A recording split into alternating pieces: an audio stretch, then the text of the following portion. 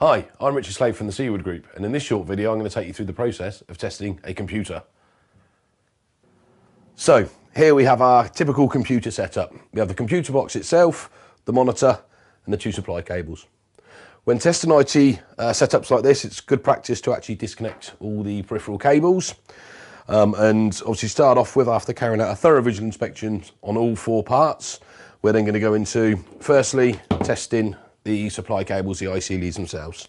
So nice, simple, quick and easy process. Going to turn my tester on, and to test the first lead I'm just going to loop the IEC lead round and hit my class 1 test key. So it will go through the earth continuity check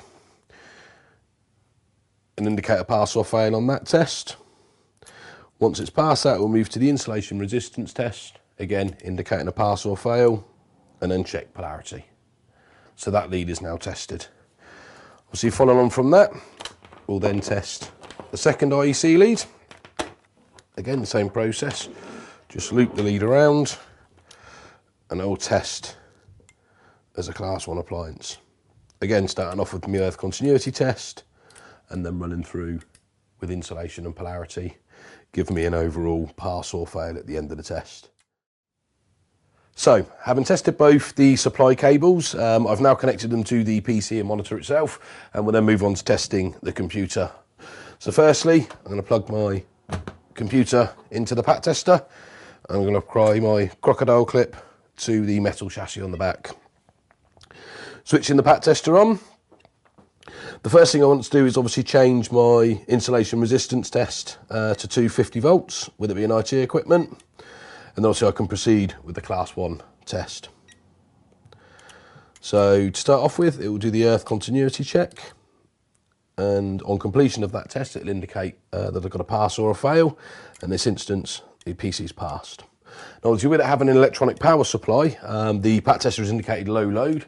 So in this instance I can just hit my class 1 key and carry on with the test. So again, very much like earth continuity, it will carry out the insulation resistance test and indicate a pass or fail. It will then move on to the alternative leakage test. So we've now passed the computer. So what we then need to do is obviously test the monitor. So I'll then get the supply cable for the monitor and plug that into the pat tester, obviously with it connected to the monitor at the back there.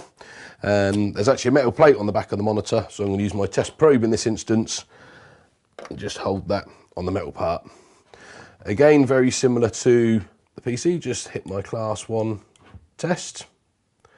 So to start off with, it will carry on with the earth continuity test, again indicating a pass or a fail.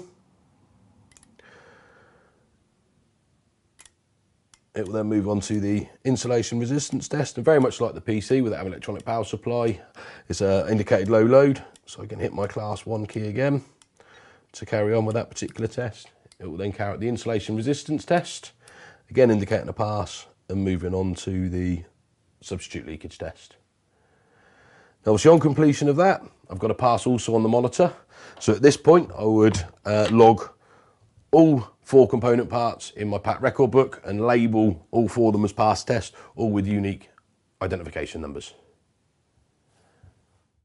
Thank you for taking the time to watch our short video. For more information, please visit our website, and for the latest industry news and events, please follow us via our social media. Look forward to seeing you soon.